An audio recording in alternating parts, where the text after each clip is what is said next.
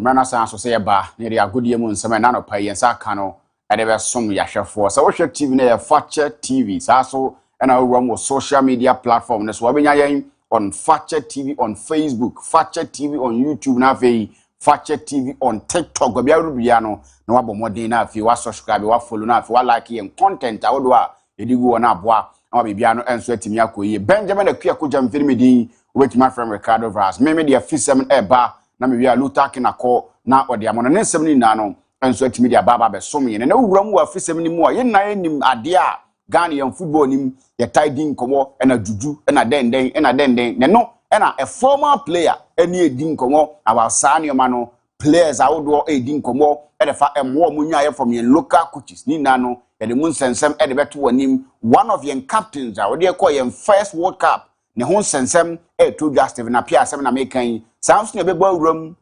asane koto konsem kakra enso etimo ha Samson na haso fo konsem kakra enso etimo ha mu amobeko US of A akwakowe World Cup ni bi no me won sem de bi e de mamo ni na no ya ka bo mu e de brewe ne enso e wodwumadi ne so ye kwa ma no ne a remarried ball game no ada nsensem wo ho ye de beto anim Mbappe record ben na o chase ni na ye de mu nsem e de beto anim the aftermath of a year FIFA a year team of the year no e ho nsensem e ba ye de mu nsem e de to anim weekendi games awodo be ba so e mu nsensem ne te sen wo club a support injury update te sen Luther ken beba no dinan aba be som ye ne enso wa bra o de kwa amone no ntitira ho na ye hwe na dwumadi enso entim enye fefefe sa enso na meka che o se ne no ya branch efe na Benas na support dwumadi nse de Debiada o ye no ubenya branch efe no Julio Caesar ubenya Kofi Ayu Philip ubenya master planner umuna no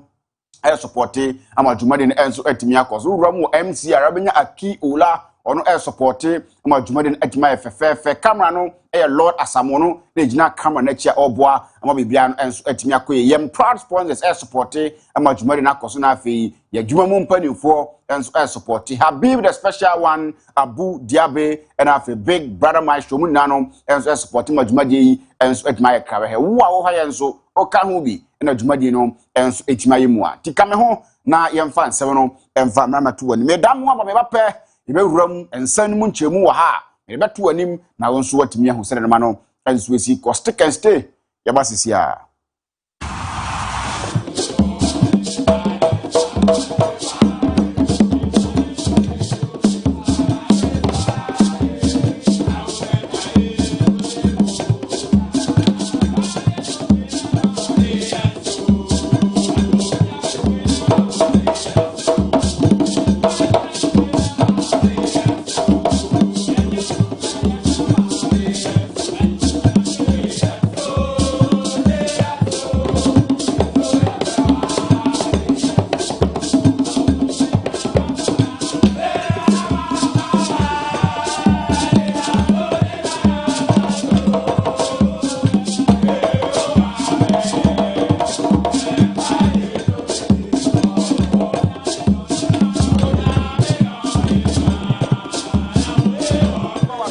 Emfambra the studios of Fakye TV. Mena so say you run seven na afia di munchemu no enso etimi edebesmo na afia we run seven no me camfo Millennium Construction enso etimi dia ma Millennium Construction ejuma ko ma ba omoboa ama dansi ayefo ena ma ya manfo ne omo a omonye ya mugidie ne ebedi djuma ni na no ya ma dansi ayefo enso etimi ede ama omuntu obi na opa asase atoda ya project bia na ye Millennium Construction and I make come for enso media amount was sidan na wi na ope redevelopment a ombeye enso timi e de amount sanso na ope insuahunu bi ewe dansiem estate management ne ade ni na no Millennium Construction enso betima ne fefefe enso etimi de ma ope eye adansie hunioma Millennium Construction beye ama wonso watimi ahu sele no ma no enso esiko esmasi omosi promo e koso e wo makache fasika kuma bi media asase yanta wonsu betimi ade waduma bi a wopesa wo ye entuyo bi na opa asase de duma bi ana ba bia me kanfo de ama no e Millennium Construction ti umma me Millennium video na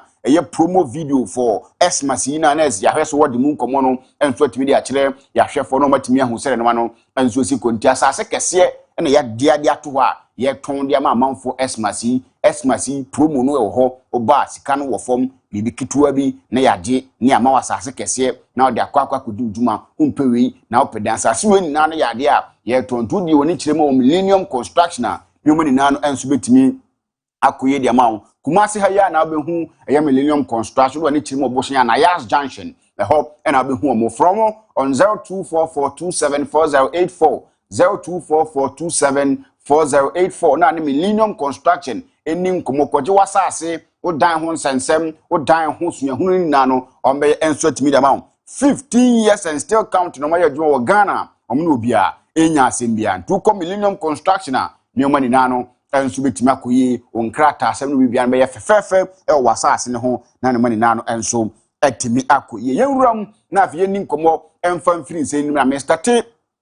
ade free World Cup a eba so nyame pa next year ya we say amanfo beko akwa hwebi ni ade na na oda kata no nsensem bebresiye na Ghana supporters beko ticket ho nsensem ni ade no eno na Henry Asante Twumo no spokesperson de ma the Ghana Football Association ode won kese pa ma Ghana for say obeko World Cup ni bi ukura o ticket aye no ma bi a untimi ye na nyoma a untimi ye no ebinie kids racketeering, especially in the lead up to a game, 1 hour, 2 hours. They think you are taking advantage of vulnerable people, and then they also suspect that you are selling it at a higher rate, and so they've got a task force who are responsible. They go around the stadium checking. You see a car going around the stadium, you don't know what their responsibilities are, but before you realize there is a camera on you and they get information that is what you are doing, immediately they will come for you. So I think we need to intensify this education. It's extremely important. You can sell anything. You can sell your replica jersey or your Ghana flag or your wristbands, anything, but not ticket. Enti where Henry Asante Twumo de tuta say so person ko US ni bi na ko business ko to take it nya de ato ho na obebe na obeton de a enya de a ometwe enso atimi de ma obetima koton obi bia na emom take it de okoton awaso enso betimi aye hinte no ene warning kese a Henry Asante Twumo ene ma Ghana fo be wuram akwa World Cup ni bi enso e wo US a ode mu nsem no e tuda na omo be ko US no omo ba start no ma start ntimo no ma ben no omo nye ansa no matuma nya kwanya wuram e wo US no so Henry Asante Twumo ejebre ni edi nkomo se mo mbeko US no nyoma we na monye. The first mode of requirement is your ticket. Your plane ticket doesn't matter, your accommodation doesn't matter,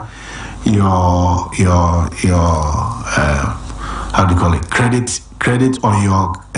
whatever, your credit card or bank statement doesn't matter. The first thing you need is, as we speak, let's say you show up at the Canadian embassy and you want to go to the World Cup. They would ask you, where is your ticket for Panama versus Ghana? Okay. That's requirement number one, even before accommodation and internal rounds and cash or in your pocket and other things come in. The first enti ade di kan sa okọ akọpẹ o visas ni ade dia wuram wo Canada ni US a de ebedika busa na yese Ghana ne Panama no o take it ade kọhwe wan ansa na ba be din komo de afa ba bia be da internal rounds ni ade nti so why wan to be ko US no na obobo aho de abobo aho na to ticket ne ntemfa to nti se o kọ akoye o visa application na kire se atimi aye fofofo enso atimi e de amount no ne nsem o Henry Asante Twumo e tu dwa me ne mo nsem no ede eto ani mene enso e wotuma de nti mo sha ase buru nsuo ne ntemu a no wani aye kokko for the year tax ahead nti no ene nsem free ho ba Black Galaxy se wura mu e wo South Africa e ko bo Bafana game no ye ntimi ani nkumi nanso boys ne so atuma ba beland ya tim say yes bogus enso atumi aba town ai we ya branch friend no eye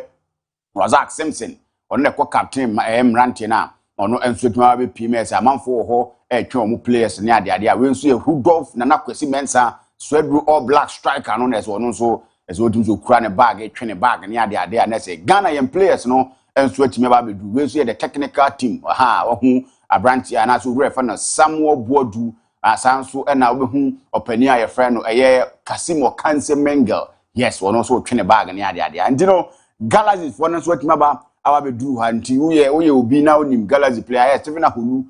nti uye obi na onim Galaxy players ni bi am say omo aso atumi ba omo boga sese enso atumi ba South African boggers enso atumi ba bibia no enso ekoyi e de mo eno ne nsem kakra fi ho ba me de mo nsem no enso e de ma miwram na me ni nkomo e wa branch e fe no Sharaf Mahama ye na enim nyoma oye enso okromwa e fa boxing e fa football eni ade ade ono enso e ne de kan ye busa no se ni close relationship a oni owura ye friend Anthony Joshua enso atimi anya na otimi tabiri ni mewura mo Ghana ha ne ade no sai na sa ne ma no enso si fa so bai na sai na Sharaf Mahama no ene ye babema ene ma His Excellency John Dramani Mahama sai na branch no ede tuga. Because I've put myself in the boxing space now. When I was in Saudi, I met Anthony Joshua, and from the time we met, we've just got along. Now we're very good friends. So just from conversation, you know, I was having an event. I told him I wanted him to come visit Ghana, you know, showcase the, you know, the country, so that he can also have a feel of the culture. And he loved it when he came. He had the best time. He wants to come back, so yeah. I wish him luck on Friday as well. He's fighting Jake Paul, so especially when Anthony Joshua came, we started having conversations, and from our last event, Edihan was super impressed with the atmosphere, the level of production. So he definitely wanted to come on board. So after the event, we had a good conversation, and on December 20th, they were our partners for the event. I know, and then someone Sharaf Mahama at two get church in where kind fast when Anthony Joshua and so that close relationship a boy and be beyond and to me say no me nam for you money down and 18 ko yo ha be the most and air to and Sharaf Mahama Ghana hano ye local footballers ni local sports ni ade no ma entimi ko you na why international person then na wo ye other boy in local sports and so say no the two ga. So whilst I was playing professional football, I always used to come home, put on YouTube, watch boxing highlights, Anthony Joshua's fights, you know. So I just grew that love. And when I decided to stop football, you know, Freezy came from the UK to Ghana, and we decided to put on a show for him. And then that made me realize that we could actually do like sports promotion. And at the same time, I got my FIFA license, you know, just to be able to support local footballers, you know, give them the opportunity outside Ghana and other parts of the world. So whilst I was Interno and someone Sharaf Mahama and my local players and say what in the FIFA lines a bit mabuano my local players what boy muno manya international deals near the interno and then some more penino and so edimun koma yedema and so I would jumadi so na in some from no or sadim kwana the person wa yan kasa wo yinkro yimuno when it comes to sports no saying na Sharaf Mahama and the two. Ghana has always seemed as a football nation, but there are a lot of people in Ghana that love boxing. But when boxing is put in a, you know, a very nice way, it attracts a lot of numbers. So that's what we intend to do as well. Ghana has always seen. No, and someone Sharaf Mahama, and so it will be two guys. Them at the air two and I didn't pour my local football on to us. I fee no money 90 because local sports in the a lot of good things to abano one as a bibiano and so intimate fair fessa and so etimoho young ransom from near Ninkomo former Blasters player Derek Boateng and so adding como nan incommodium no watcher say Nanka Steven appear bet me the yard judge in your mom English in tea and Miama Ora your friend Steven Tunado appear and me for Blasters and Ghana and yet the necessary ultimate. Not because of Stephen injuries. Stephen appear his injuries. I feel like he could have lead us to win a trophy. Well, the injury came so early when he was in his peak. Yeah. In 2008. Yeah. Yeah, when he was in his peak, and you know when you started having injury in your knee, that means the career is going down. Yeah. So I feel like when Stephen got that injury, that's how we started dropping. But his leadership is amazing. I can't remember in training, the way Stephen ran and trained. I said to myself, hey, look at my senior, how he's running, how he's playing. I need to do more. I need to step up then. Because everything he's doing, or everything he is asking us to do, he's doing it to show us that, look, I'm doing it. So you have no excuse.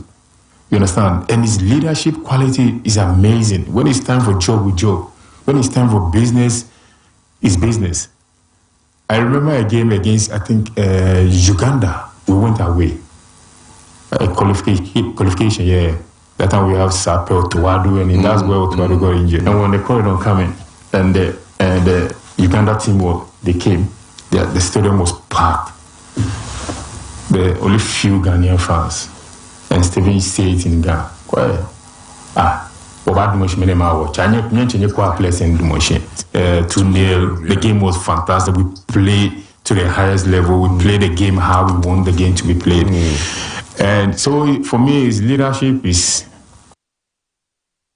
No, and Samoa, Derek Boateng, Eric Tudja, or Bo, Steven Apiabasu, Dean Komodefa, the leadership qualities, who are one or ye example, the players, Nano, and Derek Boateng, HHM, English in tea, and a Steven Tornado appear, and Timian for my friend Ghana, and Timmy Annie Trophy, because time I know Jinan and also, Bono Homodeno, and a knee injury by and a knee injury, so bad as a one himself, and was that seminal, a Yaya and then someone Derek Boateng edit two. And I know say more players you must start na and yenya the day na coach Ben Nabeka say locally or boa more to say coach we there or no na boa me ma menso ne my Derek Boateng. I say another two years. Locally, I would say Jones had to go for you. Yeah, because Jones, the reason why I'm saying that is Jones is the only coach who have taught me so many things in Ghana here. Then when I moved to Europe, I've seen it with other coaches, and he's so disciplined. And for me, he's the man who teach me that look when you're in the 18th area, we don't shoot, we place the ball. But when you shoot the ball, you're not 100% that you're going to score. But when you place it, you can have the angle. It doesn't matter who you are. If you are the top player in the team, you score 10 goals. When you shoot in the box, you take you out. The sky is the limit because we respect him a lot. He makes sure that whatever we need in camp, we have it. He defends us all the time. He's behind us all the time. He's the coach that I say that no matter what happens, he's behind us. He never give us up. So he's the coach that I think that he has so much influence in my career. I know. And then someone Derek Boateng edit two just said locally coach our one there. Jones at 2K may he so rest in Beverly Pitts or now one chance. We do 18 bucks more. You're more short. You're placing ball. No. Ya fi na akobo team bia o boxing do boxing no wa place ball na say IFFF entro team ho ntia no ane nsem o pani no entro team no tu dan ye ne wie kwata ne buzan say ne ba ne san na retirement enso etimi ba so 2017 I wasn't having fun anymore, and all my games I made sure I have fun anytime I'm on the field, but there was a time I started feeling that fun is not coming anymore. So I said to myself, okay, I think it's getting time for me to step aside from the game and just follow the young ones that are coming and support them. Yeah, that's what I did here. So I stuck on my own. You know. No, as for me, I was so lucky and I didn't get any serious injuries, you know.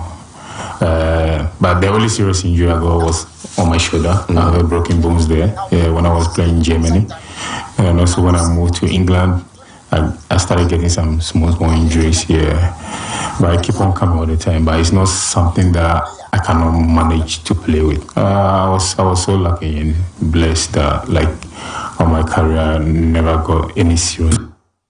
I know. I know someone Derek Boateng the two just say any lead to retirement and say Dumribna say the fun that he used to get or both football names say Mabim. No man kitty be care kabum say football no utimi jabo no someone Derek Boateng and so etimi that to dry e dem no and so ade so one and so e wo dwumadi ne so e da so e wo ex players Blasters mu nsema current player e dem Blasters a branch efe na ye Brandon Thomas Asante si akan e dem am Blasters no wadi nkomo won so no ya won Ghana ho ni twi ni ade kratum se nye Ghana asem o na mu si akan dem am Blasters no wadi nkomo de afa e kwanya e fa so e man decide say obesi akan e dem am Blasters. Playing for Ghana, that was always something that since young it had always been on my mind. Where I'm from, Milton Keynes, there's a big diaspora community, first and second generation Ghanaians, and I think Ghana played in Stadium MK one time when I was young, and I got the autographs of some of the players, and then I just started running up and down the pitch to see how quick I could do it, and I'd get my sister to time me just to compare myself to you know, the first team players or whatever. So just silly things like that. Also seeing what they did at the World Cup, you know, in South Africa. It's sort of a story that, you know, you want to right the wrong of what, you know, what Ghanaians felt happened, and just to build on that step in history. To play against Japan in my first start as well was really special. I first watched Japan play in the Olympics, in the 2012 Olympics at Hampden Park. They played against Spain, and I became an instant fan. So, and of course playing with Tatsu Sakamoto now, you know, I've just got such a love for Japanese culture, the football culture, and then to qualify for the World Cup afterwards, well, in the picture afterwards, yeah, that meant so much as well. Because, like I said, to be able to continue on the story of Ghana's love affair with the World Cup, which is it's an ongoing story, one that will end in one day will end in triumph, and you know, to be able to take a step towards that, I hope can be a real boost for so many millions of people across Ghana and across the world. No, and Thomas Brandon Asante, somebody to daddy a dink, whatever kind of fast, so we see a kind of my and blasters, no, na South Africa 2010 year, the idea what you say, I'm a bomb whom day, no matter said that you will be made in Kunimbi, at me at the Macan, and only someone, a brand to dry, the Seminole, at someone else, I was Jumadin, so yen free 1 year 2 room, or an ex player, open here. Your friend ya prek one of what made in come away no dear. I know what some penny for Sani dear, the person didn't you know team ye. Juju or boom man as a Juni boom, no, and I ya prek I didn't come more at the afa Judua, a whole boom Judua, and no and so intimini boom. I believe say I believe say we live in a spiritual world. Sepa se me who say you say yeah, the juju you two form yeah, the juju share honey man but who say our game no say bibi sisa bibi te me sisa I believe say if you owe the black magic bar na opponents so the black magic bar nyankopon te no mo ko war kra na mukra we no the black magic na nyankopon ba mbehim yeah obati no ho because now no ma enter another yes rem into no obati no ho now no mo fi say mo wa ho den a mo ankoku mo ade into sana ya na me hu sometimes say football no no believe say there's something else apart from the black and white na and born ankasa no from any woman a spirit yeah. So if the spirit that you believe say in the bit my boy a jumana or no bit my boy now you believe in it well yen nyina e wo park no so no obia ne believe obia ne eboa no obi wo ho a ball no nya ball no box no obola lula te ball over the bar office say edro na e de man no aka say audition the left no the question eno ene semwa ya prekon enso e to dwa e fa to do eno enso timo football mu na all cheche mu no. I think sometimes we need more of this education with the top players or so ultimately akan to the highest level no match cheche nsemu ni ade anti no eno ye nsemu a efiri ho ba me de eto anim enso e wo dwumade ne so me firo na afa me tinwam e wo ye local games nim na afa ya na se local news nim na me nin komo when it comes to local news we na me kana e Ghana ha won se ma din komo outside ni ade na Hasso folk goalkeeper Benjamin Asari once since Ghana caught ball against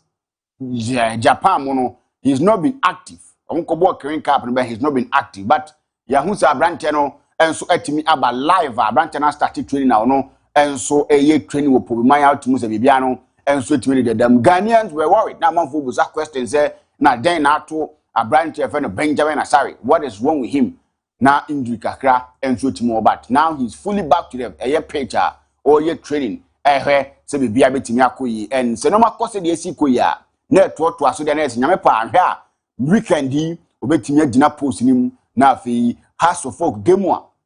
omane Aduana football club bono ono enso atimi aginam no wasi akan ni and I think say a good news e de ma abanja fa Benjamin Asari good news e de ma Hasso folk fans no say omo captain and e blasters number 1 enso ababaka ono enso atimi eye trainer no ane nsam kakra fi ho ba me de to anim ene enso e wadwumade ne so yemfiri woni enwuram e won sanfufrom ni enwuram won sanfufrom dia mefuma ne nkyerem e wo Asante Kotokwaso na uwuram wo Asante Kotokwaso ya the Ghana Football Association e de krata bia ba abonten na we no GFA regulatory action the disciplinary committee no and the sakrata we no ababontia they work under the Ghana Football Association. Asante Kotoko SC have been charged with a breach of Article 16(2)H of the GFA Disciplinary Code 2019 following their Ghana Premier League game against Dreams FC. It is alleged that supporters of the club harassed, threatened and attempted to attack the match officials of the said game. They have until Friday, December 19th, 2025 to respond to the charges. Into a krata, a free a year, yen game nim and 20 year by a bo Asante Kotoko say, none other omni Dreams F's boy, massive Babaya Sports Stadium. No, omo your magin say supporters libi say, omo say, omo hemua, do mateno, omo first stamp so no mum, do matete, any do omo huni bini trese. Asante Kotoko supporters ni be your magin say ombe harass referee ombe threaten referee na afi oma attack no nti anu nti oma fra Asante Kotoko so omumra be yi omo ho ano na omo onyame pa wo kina so ombe yi omo ho ano na bibia no enso etimi akoso yi na aye kama pa nti no ene nsem kaka efiri oba na na mbusa mo say the video that I watched in that game say Kotoko supporters no koye sa na aya na mpanimfo no wo he ana say mpanimfo ne ka bibi ne kire eye supporters ne antia na say mpanimfo na nka bibi ankire omo de a na say de bebo Asante Kotoko ana nti no ensem ni bi wo aya na emu odin de but sanya na abezifa aye no nti no ya charge Asante Kotoko nti they have until ochina say de be ya ometima ye nti no so man jiban ko yi omo na nko yi omo no na mpanimfo anya ntumu de a na je say charge wo ho no ometimi de abo Asante Kotoko na eno enso etim afri ho na no ada de hu se Hussein de 3 matches any other teams de abeba de Asante Kotoko ankotimi ankoyi ne ho ano a ono enso de metimi aba no ene nsem kakra afri ho ba ne no a Asante Kotoko training mienu wahu Asante Kotoko training mienu sa training we na o hwe ne wo TV ne so no enra anopa training with Asante Kotoko omokoye no omokoye recovery one say omo ni Dreams bo wie no ena no ada duada oma anye training ena no ada bnada oma anye training njinura no ena omutimi start training omo ye 2 training sections anopa no omukọ ekotutu mrika ne ade a omo enso entimi anfa omo nan amobo se ya chabo a eno enso etimi ko nti eno ne de course ewo ho na anwumere no omukọ ekoye den esa akoye training nas me ma video bi se sie ene ya Asante Kotoko no training na ekoso ewo ho na 4 players ebe observation ti de wo hwe ya no pa training no ente bia wo benya awia training no enso atimi ahewa bra 4 new players ebe training enso wa Asante Kotoko a omo ba be observe omo ba be hwe omo ahwesa ampa ometima bo Asante Kotoko na the good news that Asante Kotoko ne say Elvis stay ba for aba abrantia your friend Emmanuel MP enso atimi aba set kwadwo enso atimi aba ono enso training sa enso na players awodo a no ma prepare no saka Dauda munina no enso wo ho mo enso atimi training na bibia enso atimi konti players o ma prepare wa Asante Kotoko no emise eso te ani ade antinas we na tom nti utumi ya mama ya na eche se atimi adi nkomo no enso atimi ade front no Asante Kotoko 2 training sessions a bibia no enso atimi koyi edemo a omanya massive boost ye pa because the players that omu prepare no be na enso atimi aba week when na Asante Kotoko eje oma home nyame pa kwasiada omu nsi akan because you see UG ho no bibi ikoso ho nti Kotoko na 11 wonders no the video here that we no aso Asante Kotoko awia train to work player bi no wona aso wo she blue na wono ye new player no ye observation the wa here aso wo she red no so ye observation ba no so she black ho no so ye observation and ba ko bi gina tire wa ono so she top white ne nsa red sa ono so ye observation so 4 players and the number Asante Kotoko training ground ta omo so ba say omo ba be ye observation na mienu strikers a omo enso free la Côte d'Ivoire na hwe mrante ne pa no mu gina ho adum say omo bosi pa na say structure nko na de be bo Asante Kotoko ne dia manchen bitimi abo na de aka no ene ye behwe enso atimi da firi onde we ne afise we ne ye bobo anu ma de brem enso e wodwumadi no so ye bekọ na afi Lutakin enso atimi de nsensem no enso atimi de atu ani na bibia no enso atimi ayefe na Chastela di nkomo na Chastela nkoma old ni ya brante ayefe no Patrick Asiedu ye left back e de masa no koso wose abrante no ball nkani beka se utwa ball wa no ni mo bompo e de cha brante ayefe no Gideon Mensah ye ntwa ne tawmra se Sunday no me hwe Patrick Asiedu otokole back me se sa pararo coach bia onim players bia niwa obe bench sa akora ne da otokole left back blaster me say for your good see Gideon Mensah be play me na make catch Chastela ana can be na mo dey accord na me say we good see no okay am for bonity pa wo person who play good the movement, the timing, and any count. And ye crab no boro. Me say a crown ball no boro. Or Bob was will be a Bob professional. Men I make catch on. When you look at in San Aquaton, so say, or the petition opportunity pass, so say, look at boys. So I say, so a person who boy now say, Otuado pa, on far crown, because I went to me more work out no. So I didn't call on to me a movie. And no man a chance or mono to me ama or pa you people won't find him sapara. Me share da me nimuno me hune da. Enti Chastela in life at all. Say Patrick Asiedu na last scholar no kono want me ama do to ado pe bia on fa me no na Branten dey so ni ball boy coach papa bia nim say Branten no enso ni ball nti say to ado amfa na so to ado nye coach papa o na ne say Chastela enso ti be ka Luther the king. Na bibia you find there. Oh nyame adom. Bibia de demo ani ade iguso hwele yakopon de ebeduro. Afi ne bana wiye. Aya ade, ami aya ade. Bibia ya yisu. Bibia de pen na yinya bat. Nkwan ne hia. Mati. Na brother ko Yankwa. Right, brother so na you be breaking it down, na you touching it down, na you knocking it down, na you jamu yon power man on insemo, na mamin shots so AFCON, Morocco, and enche na the Nations Cup, Baba shots here, na various national teams, a shot so my arrive mami me patch the Pharaohs, Egypt national team, omu departure, me di tuwanim, se omu asampo kakra, na also mu pomwadra, na time omu free, me pacho o me friend Egypt no and ya de ama o me departure and ya de ma no na se utwe Omar Mamous Mo Salah and other notable players o ma dinsia kantoma wiata so ese eba African Cup of Nations national team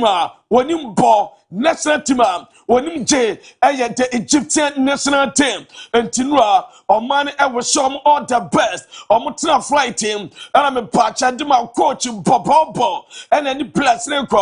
me patch on my arrival touch it down as so Morocco and your team and Mo Salah in the squad as so arrive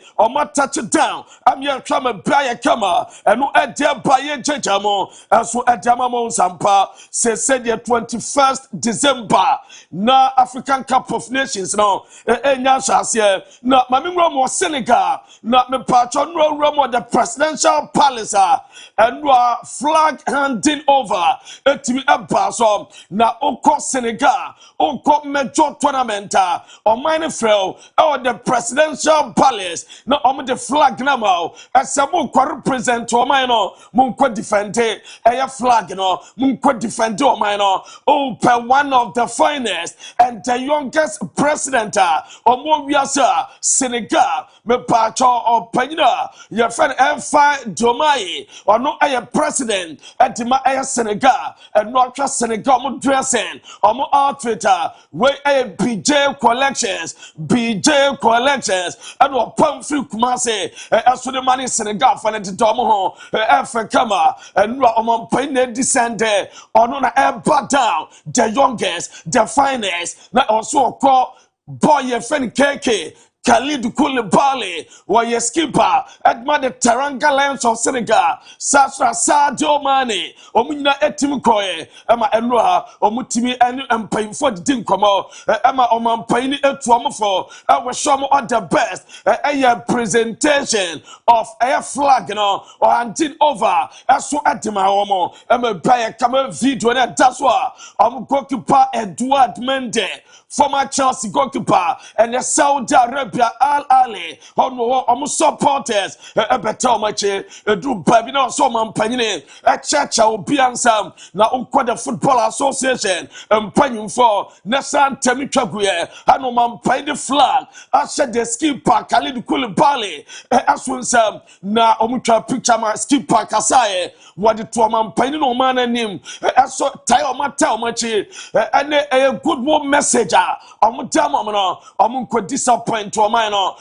come with one umbrella, come with one objective, one air goal, call fight for the nation, and the crew one bar, penisa or dawomo, or personal or mano,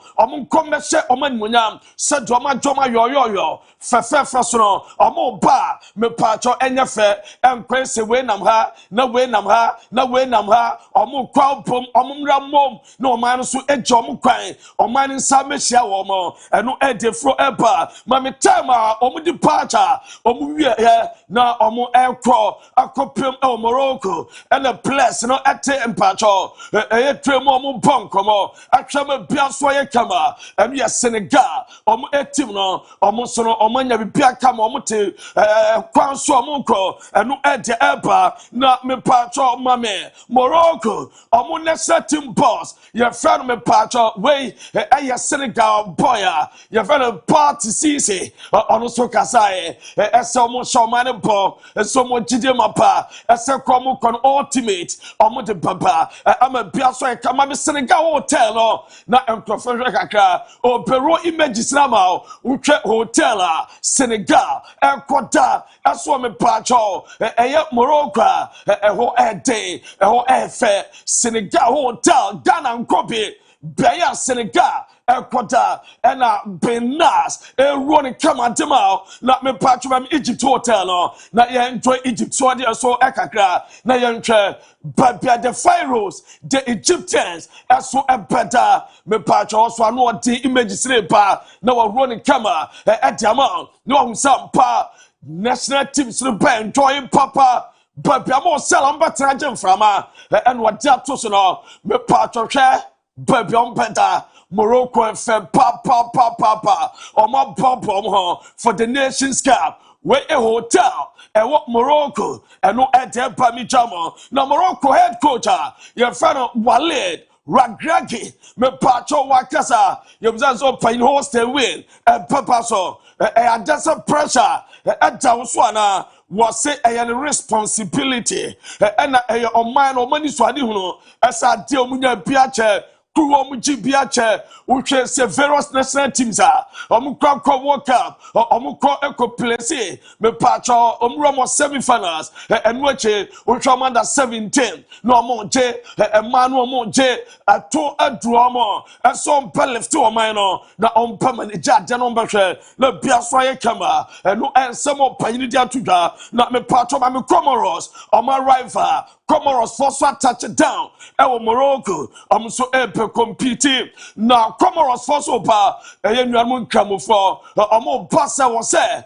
we atade no na wo som shane kama omuram aso Morocco airport no na se be come to Comoros for so nyapa ababa touch down try me bia so ye fine na ma Zimbabwe for so Pedro Morocco na Zimbabwe so rival me pacho na efe omo buy na star and Zimbabwe almost any almost for the Nations Cup. Our power deno and yet the bronze and the Black Stars Ghana young Kopia Hopa and Zimbabwe dear Bob Mammy and Mammy results no and your PSG me patron boy against Flamingo FIFA Intercontinental Cup fana to genre already yadmao se Brazilian me pacho ana Brazil team your friend Flamingo amune me pacho PS na bo fana 90 minutes ekwa 1-1 Corascalia me pacho Oshegoma PSG Emma former Arsenal former Chelsea Georgino enya penalty the taker Emma no 1-1 about penalty shootout Emma PSG winning me pacho 2-1 omo DJ trophy no na me pacho ma me penalty takers no o PS omo penalties na what the beto so diama ni nyina so twa boy friend Nicolas de la Cruz and a ball first penalty or ball SC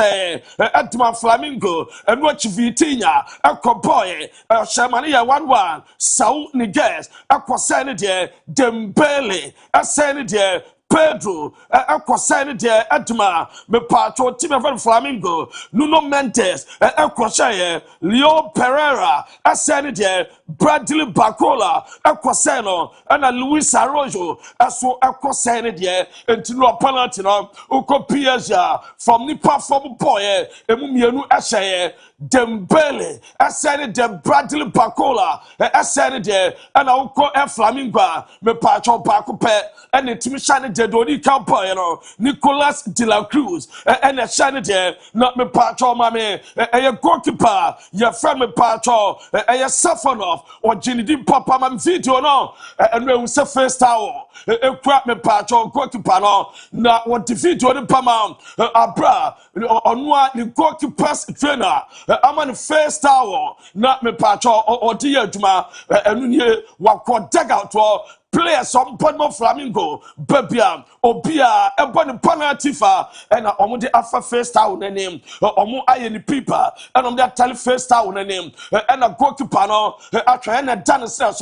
and so sorry. No Baba, no I D, no direction, oh Papa Ajafa, and no seven 4 penalties. Sam goalkeeper, your friend me Pacho, Safanov, and no a 4 penalties, and will save your ball. No, I save you, oh, ball, no, I save you, no wonder, and what game the banner we have, no a PS for no, me Pacho, goalkeeper way, and no or J, I am man of the match, Emma Vitinha, as for AJ, me Pacho. A player of the tournament. I'm a player camera. No Biaso AF goalkeeper of the tournament. Ekoye at my goalkeeper way. Suffered of no. One the room of dressing room. When enjoy man video no. No PSG players air tono no. Amotono Kosro. No Omasono. Game the banner yom fise. We hero. Or no and our poor mama Manchester FIFA. Intercontinental air trophy no. Entinua. No more banner pomo. No more air hunusro. No more air totono.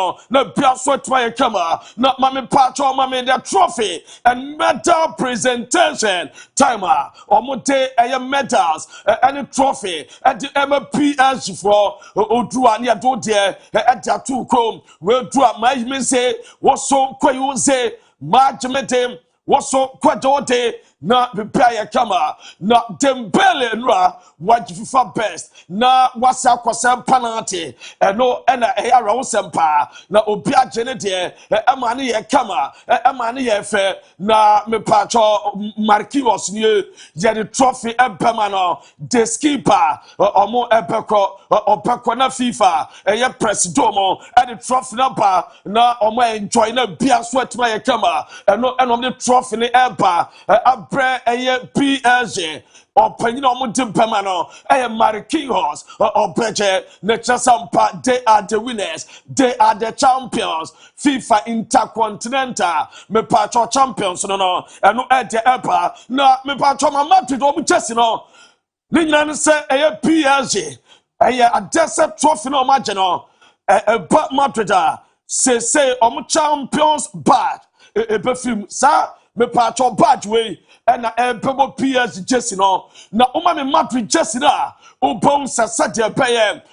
Just a Madrid Jesse no. Upon yellow badge no. And we are champions badge. ebefim ni nyina say omo de ema APLG omo na de reigning champions na badge no nsam adwede no badge no ebefim na omo de akoma PSG na bia so aye kama eno ede eba na utwa 2025 me pacho PSG team we omo agye no mapa 2025 6 trophies eno omo agye omo gye Ligue 1 omo gye French Cup omo gye French Super Cup Champions League UEFA Super Cup FIFA Intercontinental Cup omo agye eno ena urama me pacho utwa Barcelona in 2009 otibia sa achievement no oji 6 titles all me pacho 3 teams per and I record in a single year omo gye titles makumaku 6 Barca in 2009 Bayern in 2020 eno edeba ena nasal Kalaifi o PSG boss was in the agye papa omo me pacho omo afina say omo ekwaji European Super Cup wo Qatar and afin bana wiye omo san abaje trophy asa wo Qatar Doha ada magnificent adima wo mom eno ede eba mamili wo serika video no timer all back press na ensentro for press bomb nsem eso adima Luis Enrique omo so payin no o deserve some bomb nsem no or remind to omo sampa na oye footballer adwuma no ni mbo omo wo kam no won kun wan ma se omo team PS wo and baller wo ya na chasampa payin abadwuma pa na eno no dia tutwa ese no kweno contract enye opana wie with Flamingo wo me pacho katawa abana wiye no no na ade nyina ye bako pe so obeba Europe na oba Europe oba be ye adwuma na mom sese ohwe esa krakra pefa ade aman so opeto aso Luis Enrique eso man analyze Flamingo team no ewu se Flamingo team no team dia no create ni nyame anim nie omo enye so mo win game keke omo ball good football omo very compact team omo defending all areas ma game no day at my PSG no bana boya your friend no leak in so akopra arawo sempa as a PSG player leak in as we left tie wako akopra opeko examination and anopai na omahwe dadodo betra nchen eno eba na me patron no Carabao Cup Manchester City so boy against Brentford me bana wiye na Man City asha Brentford 2-0 Ryan Schalke atwatena na Salvino and bakuka ho emano ekwe 2-0 edma Manchester City bibia kama eno achuko pemo Newcastle almost boy against Fulham na ekwe 2-1 edma me pacho Newcastle boy feno Johnny Wisa one me pacho Melly and se goals no ati ema omo na mum ukopema arawo sema me boy fe Livramento na utwa Livramento eno no Olympe arawo sema pra edia opa wo hwe Newcastle boss won se boy no epra no wo twa ase 17 serious na mum kotwa scam eno mo epe hom na ma me draw no se so semi final draw Carabao Cup me pacho senetem urama me pacho Chelsea Epesia the winner Arsenal Crystal Palace na Newcastle eso asia me pacho Manchester City na biaso ayekama na banya fe no Visa boy no almost sign £50 million and or joining some buy no prior 20 matches onya MOB or buy just 10 minutes onya the full debut and on the ball at Tottenham na wakasa na nia Japan and after the game or kasa na senior pa ashana flumuma the pitch. So yeah, I did enjoy today. There's a lot of work to do now, but happy for the win today. Did you get a sense of how special this place is, especially with an atmosphere like that? It's always special. I've been there and I knew it was special, but now playing with the Newcastle shirt with the 9 in the back, so it's different. But yeah, quite happy today. Yes, it's good. It's top. I was. I know can send a near jet so about back do baby not normal no frustrated that's what the man says team I sang now buy opera areho na mami point from Ryan Shariki na no boy way so far report amete ese wuram was summer a etwam ya open players omo joining a Premier League na obenu one performance edru boy we left and right or Bergman so far in all competitions 11 me pacho goals and what man and your goals and assists and what just 17 matches was starting 9 were involved in 11 goals and no boy your friend Ryan Shaliki ne dana pap Guardiola aba kwadana paso na pepun some kind no yente kakra goals for you recently, but was that an indication of what he can do as a goal scorer as well? Long time close to the 80-yard box for the opponent. He's an exceptional player, made a fantastic goal. A blind guy, a blind woman can realize it's necessary to be a journalist or manager to realize that was a fantastic goal. So I saw many times with Phil this type of goal with Kevin before. No Tower or Bakwatana Paso, so a bomber moment advance semi-finals. Na Uramu Copa del Rey and Real Madrid game up so many Talavera and a boy a banner na acquire 3-2. Na game win Sempi and the woman Mbappe a me patro 2 goals and Manuel Fernando a Bako and Sanao Koroma Di Ronzo a Baku Manuel and Baku Kama Talavera na ukoroma so far the results no na say na site ukopema Atletico Madrid win game 3-2 advance via Retoma Racing Santander epom 2-1 Huesca etoma Osasuna bon 4-2 no results Bayern Deportivo Alaves Chisebia epom Kapako na Mbappe when so Roma open a French player in a calendar year in one particular year, me patcho what more goals or a friend Fontaine 1958, me patcho was 66 goals for club and country or no and the only French player says Mbappe 2025 was 65 goals and no at the Panama Madrid me patcho equal 2012 Ronaldo Adana wache in the calendar year as a Ronaldo at 58 goals says Mbappe equal aka one game na afina banawie se obetima shabakwa obey ko shotua was set new record e wo Madrid se ope player in the calendar year was set more goals so far Ronaldo 2013 59 Mbappe 2025 58 Ronaldo 2012 58 Ronaldo 2014 56 and no Eddawa ye jama breaking it down as for Edama not me patcho mame Treven Talavera fans edu baby no mo chante na obudu baby abromudi penalty etia me patcho mo Talavera no mo ehuru Madrid for omo sana mo ka referee for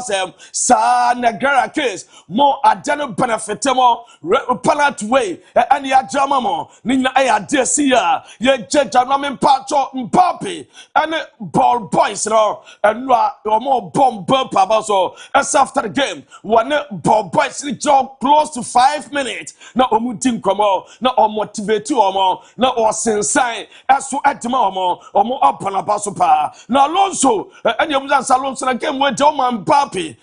boy day was sit gentleman ball a full game no asa the bia was goals and to the German was so 20 na Edman wa point drink paso was sent drink nura akoda no wa congratulate no o baduma ye papa ni change of pace na explosive vertical be bian wa ya ne kama na enuachi ana obusansa asoma prepa o na money we mo ball was say win any qualification here or more advance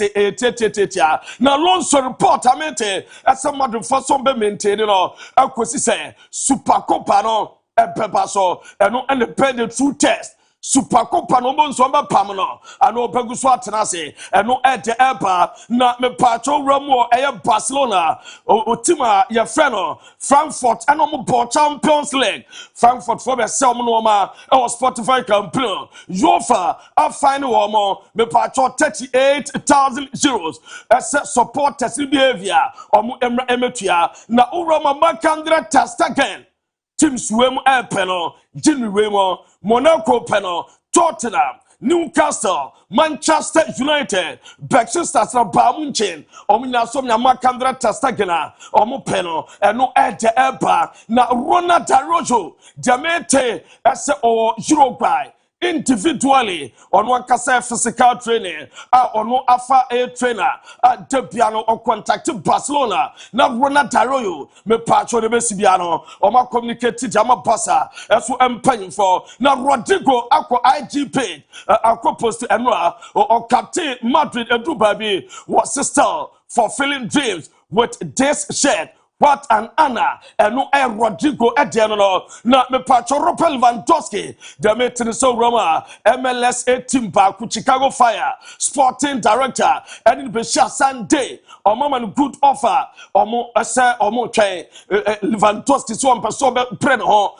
Ninan se on your bus or better. Bassa Force, season Premier Robertina, on Pacha one Ferran Torres, Jenny performance here, and which is a dressing room. Big player Bibeko, Nina no between Sikasem, Epehe, no Mammy Vito, Walla Porter, and a Danny Omo, a Jessa and Ra, or Omo Echo Barcelona, or Omo France League, you know, Etimico witness CB, I want me patcho, yeah. Terasa na omne supporters din komo Emela Porter can some pitch no more and an omo on san shadium still on my was so second against Espanyol by January 10 or perfect or beba abebo Jerome Piaswaye Kama and no air the floor ever not me patron final supporters Van Persie Arosan Pau and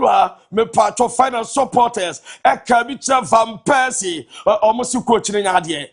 Almost say and normal lose 3-2. Omutifie na omne reven for about our death cap. Na omo lose 3-2 fie and na supporters no come out to the power. As we check Van Persie, Mame nko Celtic na uko Celtic a Celtic fans as we say omo port no omo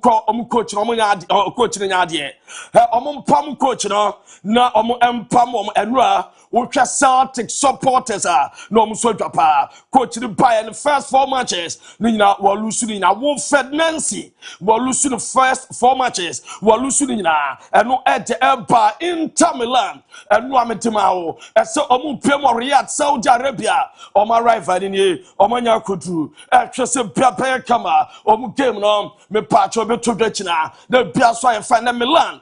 Ball against AC Milan ball against Napoli. Report I met him as a Rafael Piana net when Timamo came to be and Farmer Milan. If said on one individual training, one sort of any fitness and no at the Eba na Urama voices Kai said do. I just said Chelsea or game against Cardiff with yellow card into a first leg. Our Carabao Cup semi-finals and I just said obey to me up puppy Enzo Maresca or Chelsea me patron the statistics in here. So far, we bought 89 games, we're winning 55, we draw 14, we lose 20, the win percentage 61.8. Trophies wajitu eno edeba na goalkeeper item bayinda ono so diamete ese Baxters 4% January omo ebeta bi ne satabrinwa na omo de goalkeeper no kona bibia eso eye kama eno from item bayinda na Carlos Baliba ono so percent January obefree 18 Brighton akọ Brighton paying for so many problems se ebase offer no de ato so 85 million euros team bi the bar omo Permanako na David Ancelotti me patcho Botafogo adwumano wajai omne na tonkwanta pai omso pe omunhyada hu na de bia eno ededa na dem di wie e man for women's Champions League Monday 6 results Juventus at Manchester United ma bomo 1-0 Roma man eche St. Paulton and FC 20 me patcho ne Madrid man ball 1-1 Salso na Lyon mano Atletico Madrid man bomo 4-0 and what you call Bamunchina omuche Valerenga bomo 3-0 Benfica ma and PSG ma 1-1 na uko Roman patcho omu table no Senator Barcelona Saint-Germain di guy with 16 points. Lyon Tosmianon 16. Chelsea the third with 14 of Bamunchin at the fourth. Not me patrol a first 4 teams. Rum our quarterfinals no say any city. Urama Barcelona Lyon. Chelsea na Bamunchima rum our quarterfinals. No more playoff no. Arsenal, Manchester United, Juve, Real Madrid, Wolfsburg, Paris FC, Atletico Madrid, Louvain, and no Edgeter Bash, Adaruma, and your day Amanonin Sambaye, Bash digital satellite was in Pepe will be a feno. No for decode and be wrong. Decoder Bay. Utwakoto peba kwesu Multi TV Canal Plus DSTV Anasa Star Times Decoder Piano Benyabuan ho Bakwa fen Utwakoto afeno What Janet Teko or Peba Fie Abe service in the camera door to door Ogusuye Bosumia so very charge in the camera Eso Edamao Kumasa Report Johnson or Feno 0556 287757 Bash digital satellite na Darman anopai ya din sama do bedam midin e de lu tekno te Ricardo nka eso de fisambe dam about 3 p.m. ya the Fakye afternoon sports e papa bedam executive producer Benas the youngest no Kofi Ayu Philip aso eboye saso na the tactical master planner Master P aso etete Julius Caesar etete about 3 p.m. ya de jakanya bebro Lord Asamoah ene jakama na twitwama BFI na me patcho TV na Fakye TV menyi MON-FRI no ma P ene de bechem na dadue